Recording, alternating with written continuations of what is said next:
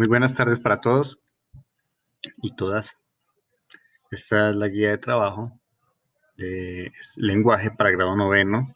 El tema es literatura del romanticismo. Ojo, son varios temas: ortografía, palabras homófonas y lectura de obras. La María de Jorge Isaac.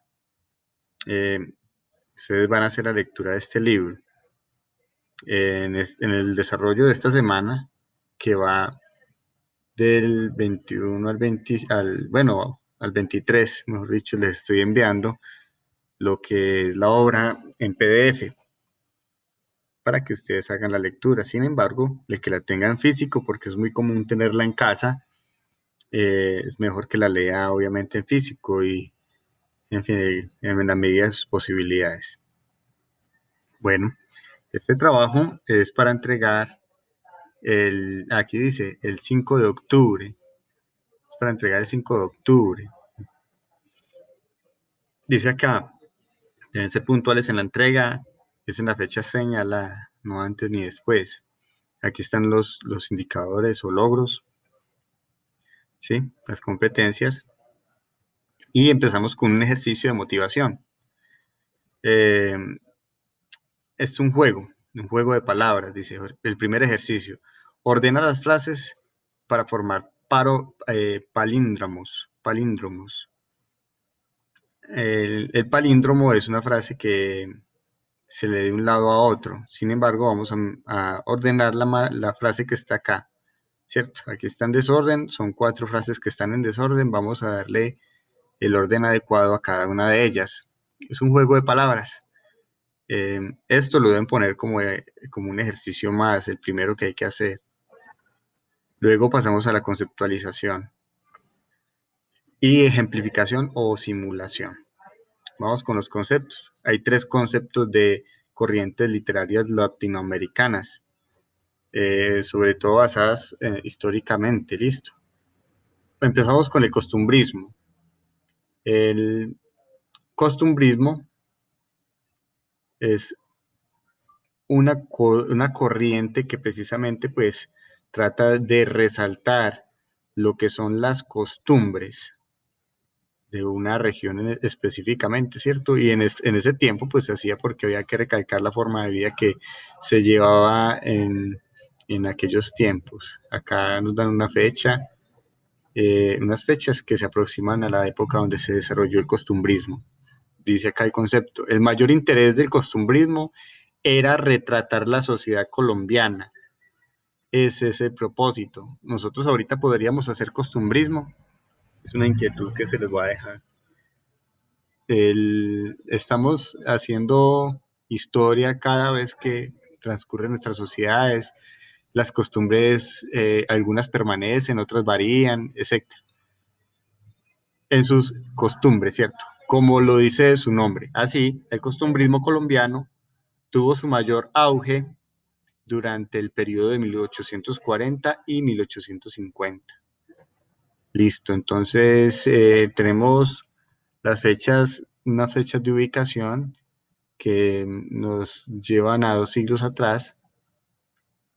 Además, estaba encaminado a romper con un pasado colonial que, según el texto de Beatriz González Estefan, visiones paródicas, risas, demonios, jocosidades y caricaturas, había truncado los proyectos de las naciones posteriores, de la nación posteriores a la independencia. Listo.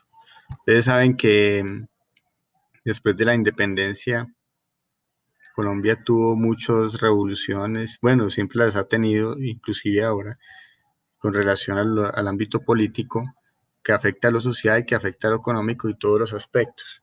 Entonces, el costumbrismo trataba de ubicar lo que se vivía en ese tiempo para romper de una vez con todo con la época colonial. Listo.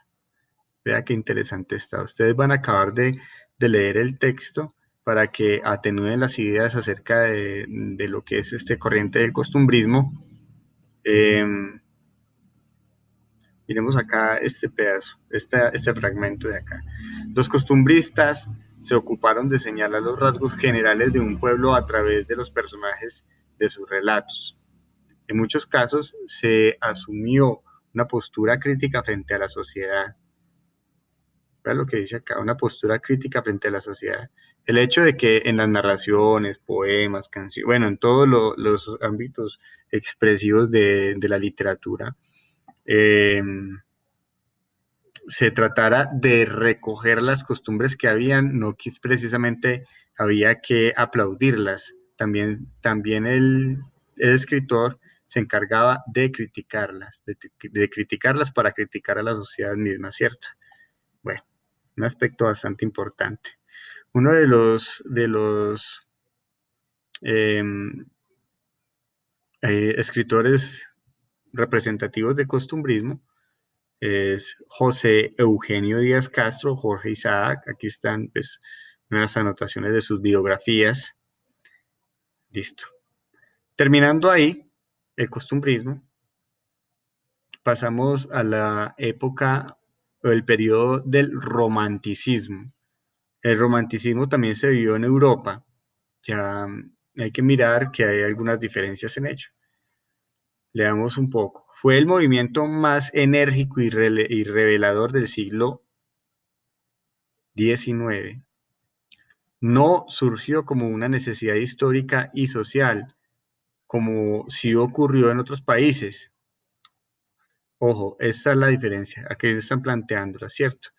El romanticismo en Colombia no es una necesidad histórica y no es una expresión del movimiento de masas sociales, ¿cierto? De las revoluciones, no.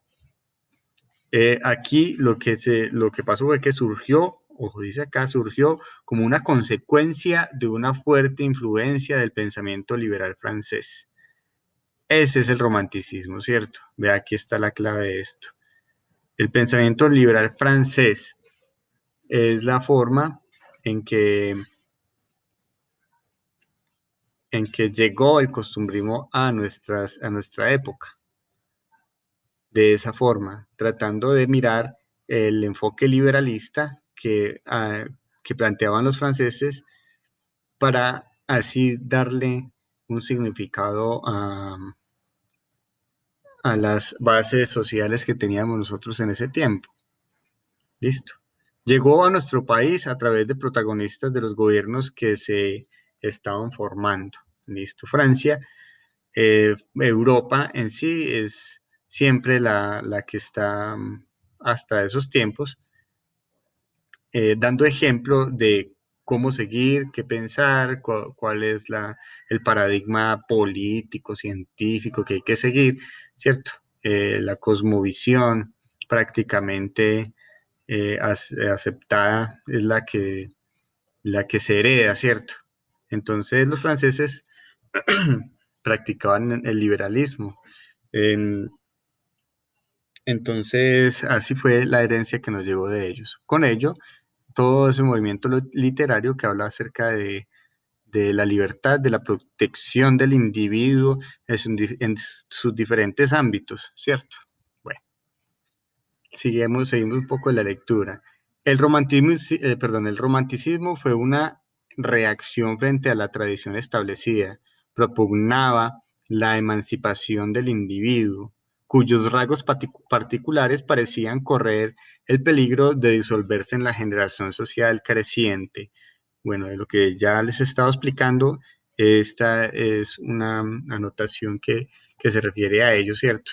La individualidad no vista y protegida desde el liberalismo francés, de cual parte el romanticismo en Colombia, que es diferente del romanticismo de la época de Europa, dado que ello sí ya es por una revelación, a ver cómo le decimos, una revolución frente a los ámbitos sociales que habían propiamente en estos países europeos. Bueno, eh, ustedes siguen la lectura, por favor. Aquí hay unos temas que se destacan dentro de lo que es la literatura costumbrista, el paisaje, la exaltación de lo nacional y lo popular, la vida y la muerte. ¿sí? Temáticas en las que se desarrolla. Bien puede decirse, miramos desde acá, bien puede decirse que el movimiento es responsable del auge que goza la novela y de su afianzamiento como un género tras los primeros intentos de la época anterior. La novela más representativa, aunque algo tardía del periodo, es sin duda María, de Jorge Isaacs. Listo. Jorge Isaacs, lo tenemos por aquí abajito de este otro concepto, pero entonces es un autor romántico que expresa esa, esa forma de individualidad que vive el ser humano en sus diferentes formas de vida, ¿cierto? Específicamente, pues, ¿cierto? Ahí hablan, es una historia de amor, básicamente, donde ellos destacan, en este caso, esta temática que está acá abajo, la vida y la muerte. Eso trata, es precisamente lo que es la María, ¿cierto? El paisaje, vamos a mirar uno de los temas, el paisaje, porque hablaban ellos en el paisaje. El hombre romántico adapta el paisaje a sus sentimientos, ¿cierto? A sus sentimientos, la misma palabra lo dice. Estamos haciendo la exaltación del individuo dentro de ese concepto de libertad y de liberalismo que planteaban los franceses. Para algunos autores, esta temática es la que justifica la idea de la existencia del romanticismo.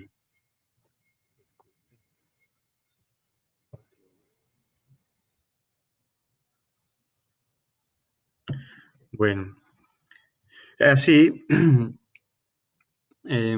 esta temática es la que justifica la idea de la existencia del romanticismo en Colombia, ya que los autores europeos hablaban de la vuelta a la vida natural y su belleza, listo. Una apreciación del individuo, el sentimiento del individuo, en fin. Em, en cuanto al paisaje, ¿cierto? Bueno, vamos, la exaltación de lo nacional y lo popular. A través de la voz o la actuación de diversos personajes se construyeron aspectos del folclore y de las expresiones culturales del territorio colombiano. Eh, pero ello, eh, este concepto planteado desde la perspectiva no de masificar una idea de lo que es nacional o popular, sino de cómo hay una variedad que es autóctona y propia de realizarse a su forma de vida, en su forma de ser, ¿cierto? Propugnando obviamente lo que es el liberalismo, el concepto de libertad. Acá vamos a mirar unas características. Dice aquí, predominio del sentimentalismo y la emoción sobre la razón. Entonces, ¿qué vamos a encontrar en la literatura de costumbrismo? Puro sentimentalismo, ¿cierto? Que cada personaje o toda la historia va a rondar expresando todo lo que el individuo está viviendo en sus más profundos sentimientos, ¿cierto? Bueno, dice aquí otra característica, la exaltación del culto a la idea del ser humano, ¿listo? O sea, esto quiere decir la individualidad, ¿cierto? Porque lo más importante para el liberalismo es la individualidad del ser, del individuo, de la persona. Entonces, aquí vamos a encontrar una exaltación, ¿cierto? Donde se muestra como más importante el respeto por todos los diferentes aspectos que integran a una persona en sí. Otro, la búsqueda de la libertad, tanto política como profesional y cultural. Listo, la búsqueda de la libertad, siempre una lucha pues que ha aparecido en todo el rastro de lo que es la humanidad, ¿cierto? La libertad, en, pero en estos aspectos, estamos hablando de estos aspectos, político, profesional y cultural. ¿De qué manera el hombre, ¿cierto? El hombre trata de salirse de todas las cosas que lo esclavizan en las cuestiones políticas, profesionales y culturales para poder desarrollarse a sí mismo. Bueno, y continuamos acá. Se percibe el pasado como nostalgia. Listo. Mantiene también un aspecto nostálgico, ¿cierto? Un recuerdo de lo pasado, una añoranza en otras palabras. Se asimila lo bello y lo verdadero y natural. Se asimila lo bello a lo verdadero y natural. ¿Qué es lo bello? ¿Qué es lo bello? Es lo que a nosotros nos va a parecer, va a resultar verdadero y natural. Lo que es verdad y lo que es naturaleza, ¿cierto? O naturaleza en nosotros mismos como individuos, va a ser lo bello, lo aceptable. Hasta ahí vamos con lo que es la literatura del romanticismo, la literatura del costumbrismo y pasamos a lo que es la literatura de la violencia. A ver, la palabra lo dice, ¿cierto? Ustedes pensaban literatura de la violencia, sí, pero entonces vamos a ver cómo. Veamos un poco. La violencia es considerado un periodo en la historia de Colombia en el cual surgen unas guerras no declaradas entre las dos tendencias políticas del momento, los liberales y los conservadores. Ojo pues con estos dos que todavía existen, ¿cierto? En ese tiempo, los liberales tenían un movimiento político que, que planteaba, exigía el reconocimiento de los diferentes, de los diferentes eh, partes del país, ¿cierto? Ellos en un tiempo exigieron que Colombia se federalizara, ¿sí? En estados federales, que no hubiera una política central ni un poder central al que tuviera que acudir o al que tuvieran que obedecer todos. Y los conservadores eran los centralistas, ¿cierto? Que todo se manejara del poder desde allá, desde Bogotá, ¿sí?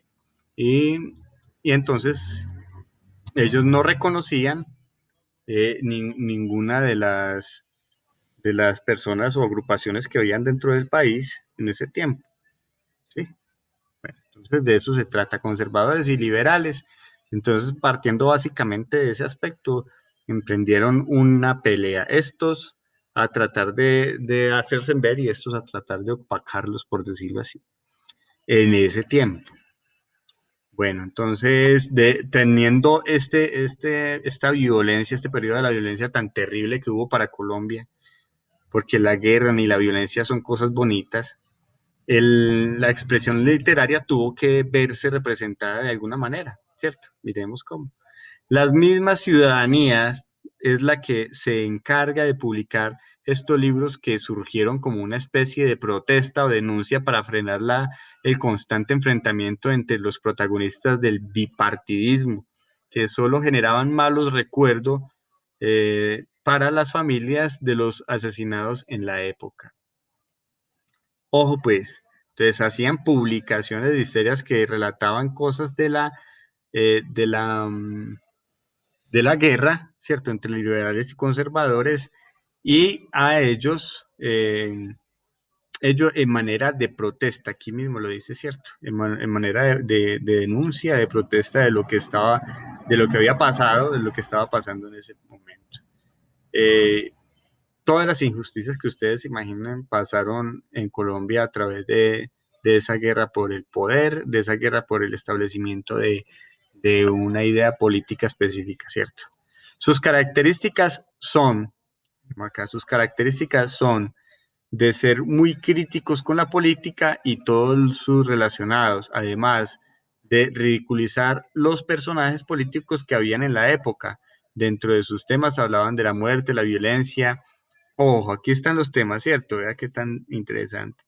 Hablaban de la muerte, la violencia, el erotismo, el erotismo, la política, la sátira y la ironía, ¿cierto? Era todos los temas que ellos tocaban. La muerte, obviamente, porque de la muerte partía todo, la violencia por el mismo conflicto que había.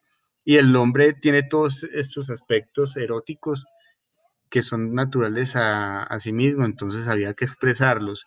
Tenían que hablar de política porque precisamente era la problemática a través de sátira e ironía.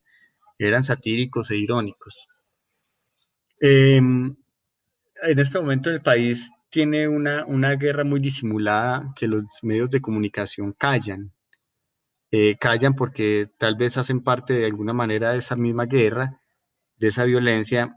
Ustedes ven que, bueno, no sé si en los noticieros el, pasen pues noticias de esas, pero constantemente están matando gente en todas partes del país, haciendo masacres de todo tipo, sobre todo a los representantes de la sociedad, ¿sí?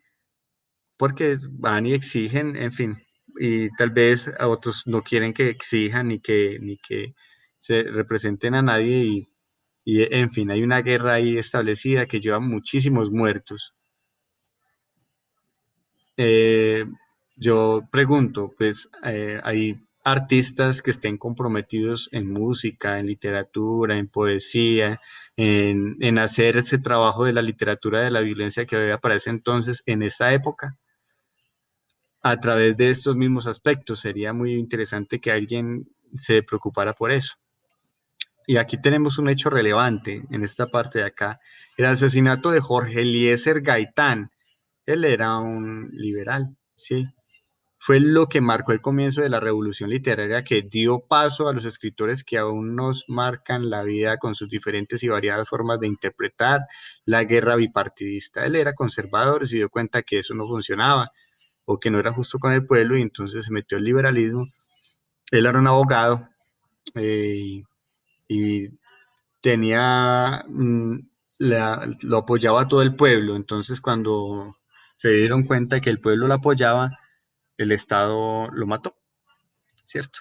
Como suele hacer con muchas cosas.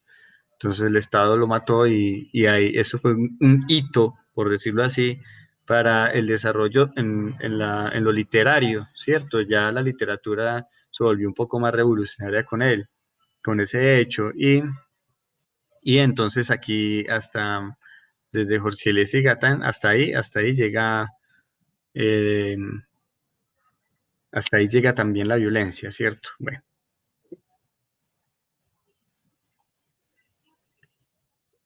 aquí tenemos otro escritor reciente, donde que ustedes van a ver, donde nos plantea, él ganó el Premio Nobel de Literatura. Es un excelente escritor, pero también narra los aspectos que se vivieron dentro de la guerra, ¿cierto? Precisamente en Cien años de soledad, y El coronel no tiene quien le escriba. Estos dos libros, por ejemplo, El coronel no tiene quien le escriba, pues el papá de él fue un jubilado del ejército que nunca le pagaron, entonces este fue un libro cuasi biográfico, ¿cierto? Por decirlo así. Cien años de soledad también muestra eh, mucho de lo que pasó con la guerra, ¿cierto? Porque aquí hay un coronel y el desarrollo de la historia está bien comprometido con la temática. Bueno, ustedes terminan de hacer la lectura en esos tres aspectos, estos conceptos que hay, y miramos la parte de ortografía, ¿cierto? Acuérdense que son tres temas, ya pasamos el primero, el concepto del primero, que son tres temáticas de literarias. El segundo, que es ortografía, y en este caso vamos a ver lo que son palabras homófonas, ¿cierto? Palabras homófonas es la ortografía. Es muy interesante saberlo porque a veces nos confundimos mucho, ¿cierto? Por ejemplo, este que es tan básico y tan sencillo, el verbo hecho, que viene del verbo hacer, o hecho, que viene del verbo echar, ¿sí?